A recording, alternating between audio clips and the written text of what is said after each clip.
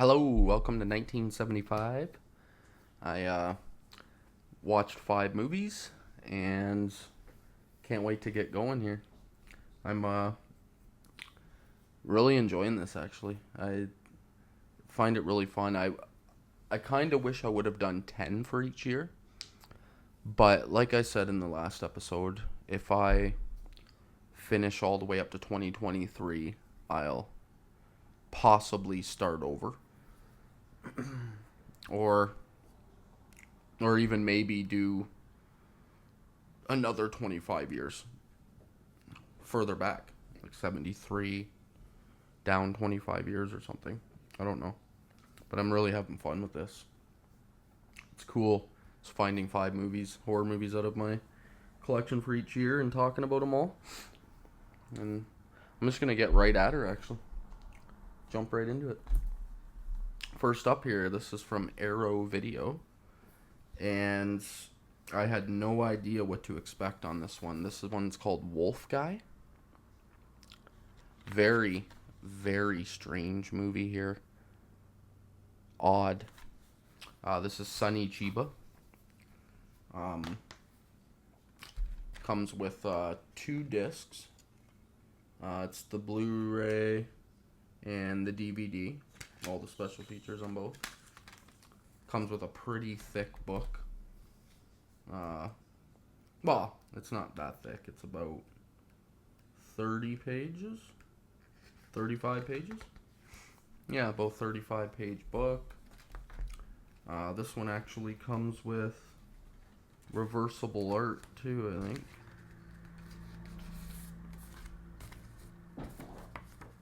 Yeah, it does. Classic artwork there. I think I prefer the new stuff on that one, but I like the blue on it. I like the darker spines. Wolf Guy. So, I've had this one in the collection for about a year and haven't gotten around to watching it. This is a fucking bizarre movie. I'll give you a little bit of the back here. It says, Shinichi Sonny Chiba is a martial arts manimal in the ultra 70s. 100% bizarre mixture of horror, action, and sci-fi. That is Wolf Guy. One of the rarest and most sought-after cult films produced by Japan's Toei Studio. Based on a manga by Kazumasa Hira, creator of 8-Man, and never before released outside of Japan, it's a genre film classic waiting to be discovered and a completely unclassifiable trip into phantasmagoric funk. Jeez. Teaching me how to read, apparently. Yeah, this movie is fucking bananas. Like, ugh. I should have wrote everything down for this because there's so much in this movie that it's hard to forgot to put the book back. It's hard to remember every damn thing that I want to talk about. So, oh my goodness. So it's part gangster film, part werewolf film, part sleaze sexual film. Just whacked. So it's about a guy, him, Sonny Chiba, sort of. It doesn't even 100% verify whether or not he's a werewolf. But people keep getting killed. I'll do my best to explain this. When people die in this movie, they're killed by an invisible creature. So they'll be standing there and all of a sudden just slices will go down them. Really brutal gore in that department.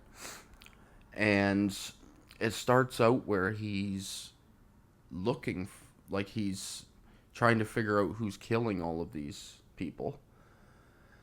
And it's like a cop gangster drama for the first, let's say, half hour. And then he meets a girl that her her backstory. Sorry, this is the hardest movie I think I've ever tried to explain in my entire life. This movie goes everywhere. He meets a girl who was supposed to marry a diplomat, but she got gang raped by a bunch of disease infested gangsters that were hired because the person that hired him didn't want this diplomat to marry this girl. He wanted him to marry someone else. So she has syphilis. And this is a major... The reason why I'm bringing it up is because it's... The middle of the movie is all about this girl that has syphilis. And he meets her. And what follows is like some of the weirdest dialogue. I can't even imagine like how to explain this. So she's depressed and she's like a drug addict whore on the streets because of what happened to her. And she meets Sonny Chiba, and he like kind of falls in love with her a bit. But she's like saying that she's so gross and no one can ever sleep with me because I have gonorrhea.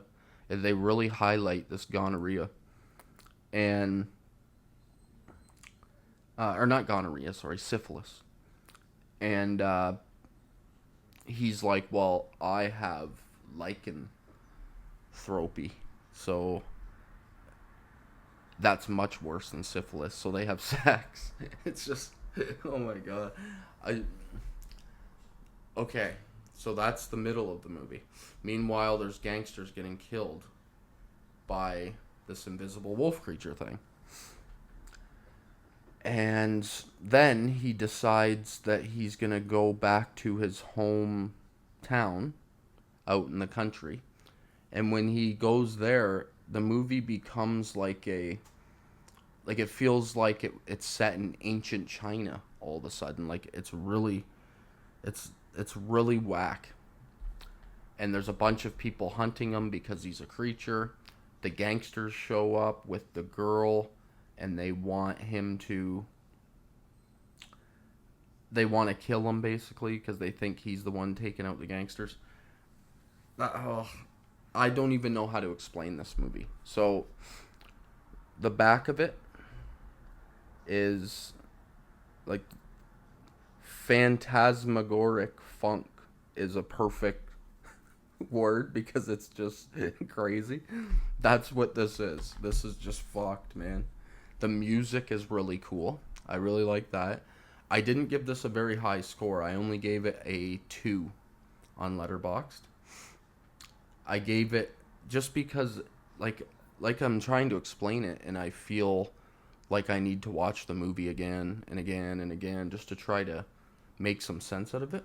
But that is cool. I do enjoy that because now I look forward to throwing it on again and trying to piece this thing together, sorry. But yeah, I think this is one you need to add into your collection just because it's so fucking whacked. It needs to be seen to be believed. And here's the thing, I've seen a lot of Sonny Chiba's movies. The Street Fighter trilogy is unreal. Like, I love those 3 movies. And they're whack, too. Like, everything he does is kind of crazy shit. So, I recommend this. This is my number 5 for the episode for 1975. Like I said in the last episode, this isn't my overall ranking of the year of all horror movies. It's just I took 5 items out of my collection from that year that I think everybody should add into their collection. And this is number 5. Number 4 is from Scream Factory. This one's called Bug. Very, there's some cool scenes in this. I had one issue with it, and that's that the sound in a couple spots is a little bit botched. It's really loud and squeaky, and it kind of like it hurt my eardrums because I listened to stuff very loud. It actually kind of fucked with my ear for a minute. It was so loud and screechy at a certain spot. But yeah, this one is put out by Paramount actually. Um, Directed by William Cass. No, Jeannot Schwartz. Produced by William Castle. Doesn't star anybody of significance. Um, this one, I like the catchphrase here. Checklist after viewing this movie. Check your car, check your neck, check your hair, check your bed. Bug. Um, some cool stuff here. Like, it's nothing unreal, but it's like alien bugs land in this town, and they look like cockroaches sort of, and they can light things on fire. They can shoot fire out and light things on fire, and they start just wreaking havoc in this town, and this one guy's trying to solve it basically, and he's just going around the town trying to figure out what's going on as people are getting smoked by these bugs. Things are burning down, businesses, just all kinds of stuff. And it's pretty simplistic. It has some cool deaths because of these bugs. Like, they get inside a person's ear at one point and they start lighting them on fire and burning them. Like, there's some gruesome stuff, but nothing like unreal. But I just found this movie like just fun. Just a fun movie, throw on and have a good time with. That's why I put it at number 4 for 1975. But it had a cool ending too. I actually liked the ending a bit. The guy finds where the bugs are coming from, and I'll leave it at that without spoiling it. And it's got some neat scenery there. But yeah, it's a simplistic story, so I can't really say much. It's bugs land in a town, guys trying to figure out what they are and how to stop them. Next up here, this is from Vestron Video. This is David Cronenberg's Shivers. Really cool one. Some pretty nasty shit in this one, actually. Kind of shocked me how nasty some of the stuff was. Oh, this one has a digital copy. It should still be good. I'll try to hold it up there, see if the camera can focus. Hardly ever does, but we'll see. Give it a second. Sorry, I'm like wrapped right around the mic here. And my camera never focuses on these digitals. It's weird. We'll see. Yeah, David Cronenberg's Shivers. Is this Cronenberg's first movie? I'm not sure whether this is his debut for feature films. It is pretty old. Okay, yeah, it is. A cult favorite. Shivers is acclaimed filmmaker David Cronenberg's controversial feature-length debut. When the residents of a luxury apartment complex outside Montreal are infiltrated by parasites and transformed into violent, sex-crazed maniacs, it's up to Dr. Roger St. Luc to contain the outbreak from spreading to the city at large in a film that scares and shocks us because it's so cleverly made. Roger Ebert said that.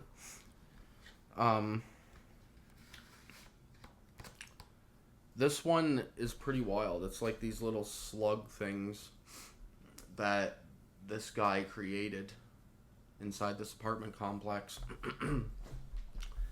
And they're getting inside people and just turning them into sex fiends. Sorry if that was made loud noise. Turning them into like sex fiends. And it's just spreading throughout an apartment complex. There's some solid acting here. Some excellent gore, body horror. It's Cronenberg, so of course there is. But it honestly, it kind of shocked me at how much I like it. I think I gave this one a 3.5. It was pretty solid. Like, I think this is definitely one. Well, everything I put on or have on here are ones I think you should have in your collection. This is number 18 from Vestron Collector Series. Wish I had every single one, but I missed out on a few, so now they're extremely expensive to get your hands on.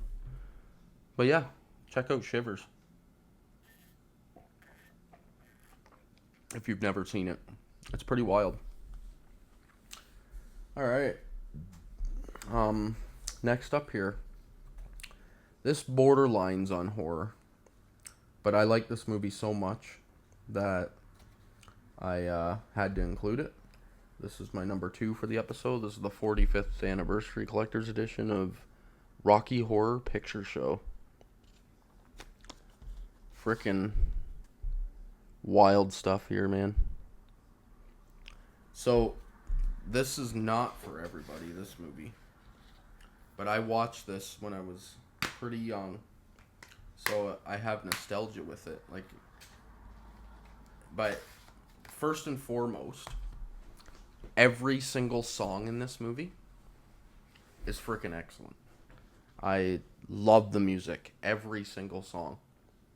The introduction of Frankenfurter, Tim Curry as Frankenfurter, is just phenomenal. Like, I love when Susan Sarandon and what the hell's his name? The guy that plays Barry Bostwick. When they first show up at the mansion and they're doing their songs, and then the elevator starts coming down behind them, and it's Tim Curry inside, and his introduction is just so, like, I hate to say badass, but it is kind of badass. It's fucking wild. This is a trip of a movie. I'm gonna have a smoke if you guys don't mind. I like just relaxing at night when I record and enjoying myself. Yeah, phenomenal shit here. Like, I don't even know what to say. This movie, honestly, it isn't for everybody. But if you enjoy catchy ass tunes, stellar performances, everybody gives everything they have to make this movie work. It's hard to talk about because I don't know the correct terms that you're allowed to say for people anymore, so like, it's obviously a lot of transgender, but not really. Like, they're not transgender, they're more like cross-dressers, if you're allowed to say that. I don't know, but that's what they are. They're cross-dressers, but they're also aliens from the planet of Transylvania, and they've come here basically just to study humans. And this is a combination of horror, comedy, sci-fi. It's a musical. Pays tribute to all kinds of classic horror. Like, if you've seen a lot of really old horror movies, like I have, you will notice a lot of things. Like, just the opening song alone is referencing all kinds of classic horror movies. But even some of the stuff they do in the movie, well, not some, pretty much everything they do in the movie is from older horror movies. It's really cool. Well made. I think everybody should give Rocky Horror Picture Show a watch if you've never seen it. Like I said, you're either gonna love it a lot like me. Like, I gave this a 4.5. It's almost perfect for what it is, in my opinion. Meatloaf has a part in this. Just tons. There's a frickin' scene, though, that I find just hilarious. And, like, Barry Bostwick and Susan Sarandon are a conservative couple before they arrive to this house. And, like, by the time they leave, they're just the most liberal-minded people of all time because of this, what they, like, Frankenfurter tricks them into just their inner sex demons, basically. Like, he sneaks into both their rooms in a scene, and it's freaking hilarious. I laugh every time I watch it. But he comes into Susan Sarandon's room first, and he's talking like he's her husband. And then once he's in bed with her and everything, his wig comes off, and she's like, "What are you doing?" And then he slowly talks her into actually doing it. And then a couple scenes later, it's like the exact same bedroom scene, but he's coming in as Susan Sarandon into Barry Bostwick's room, and he's talking like it's his wife. And by the time it's done, they did it too. It's some funny shit. This is absolutely must see. It's a cult classic. I wish this would get a damn 4K. I'd love to hear this in 4K. Like, the picture's good enough on Blu-ray, but the sound upgrade on 4K discs is one of my favorite things about a 4K disc. The sound increases are phenomenal. But yeah. And then on to my big one of 1975. I had to include this. It's one of the biggest movies of all time. This is Jaws. It's the 4K here with the lenticular cover. It's the big beast. Comes with like it's like the ultimate edition, really. I'll never buy this movie again. It comes with your 4K there. This doesn't have a digital, does it? Oh, it does. There's another free digital if anybody doesn't own Jaws already and collects digital. Like, what the hell can you say about Jaws, really? It's absolutely phenomenal. Start to finish. This is a 5 from me. I think it's one of the greatest movies of all time in general. Like, just in general. All movies. This book is freaking huge here, too. And, just tons. This edition comes with, like, hours upon hours of special features. It's truly the ultimate edition of the movie. Anybody that's a serious collector probably has this edition, because it's the like end all be all for this film.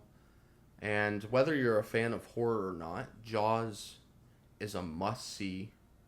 If you haven't seen Jaws, then get a grip. No, seriously, if you haven't seen Jaws, then you should probably go back and watch it before you watch any more movie channels, because it's a must-see classic. Some of my favorite parts I'll give, I guess, because I don't need to do a synopsis on Jaws. But I love like everything on the boat. Once they go out on the adventure together, and the building of their like camaraderie and their friendships. I love all that part. I love how creepy Robert Shaw, right? Pretty sure it's Robert Shaw playing I can't stand. Yeah, Robert Shaw. Can't stand when I blank on names. Names are the one thing that just do not stick in my mind for some reason. I'm terrible with names. But I love his character. I think he's one of the just most uncomfortable characters in like movie history. He just has an aura about him. He's just creepy. Scary dude. You can tell he's been through some shit at sea. And I just love it. His death scene is fucking top notch. It's creepy. I remember this movie scaring the shit out of me when I was a kid. Like, it kind of changed. I think it changed everybody that watched this when they were young. it changed them into like always fearing what's under your feet when you're swimming. Like it's kind of invented the terror of it. Worldwide phenomenon. But yeah, Spielberg's masterpiece. Honestly. So I had lots to choose from. And it's hard to pick which 5 movies I want to do for each year. But I think all 5 of these are absolute must adds to your collection. You would not be disappointed with any of them. Wolf Guy might take a few watches if you buy it, just because it's batshit crazy. But Arrow Video, man, like shout out to Arrow for a minute here. They have been putting out just like everything I watch by them. Even the movies like this that I only end up giving them like 2s, they still stick with you. They're like movies that just, I don't know, like they're unlike anything else I've ever seen. And then I also have to shout them out because they've gone hardcore on martial arts and kung fu movies, which is another one of my favorite genres. And I can't wait to see what they put out all the time. I actually get so excited to see what the next months of Arrow's movies are every single time. And I know they have Shaw Scope Volume 3 coming in a beautiful green box. I have the first 2 volumes. Can't wait to get my hands on that. I've never seen any of the movies in that set, so I'll watch those immediately when I get my hands on it and throw that video up here too. But yeah, these videos are going to be shorter because I'm only doing 5 movies per episode, and there isn't a whole lot to talk about when you're talking about some of these top-notch movies because everybody's seen them. But definitely check out any of these, and I will be back at you with 1976, 5 movies I pulled from then, and I can't wait to show them to you and show them off and see if you guys have them. If you have any movies that you would like to shout out for each of these years as I do them, feel free to, in the comments, you can give your top 5s, or yeah, even like 5 shout outs to movies that could be rare, or you could just give your top 5 for that year in the comments. I'd love to hear it. I'd love to like see what other people like. That's kind of the only reason why I even do this channel, is just for my own personal fun, because I enjoy movies and talking about them, but also I do it just so I can hear other people's opinions, because it's fun. But yeah, thank you for joining me, and I will talk to you next time for 1976.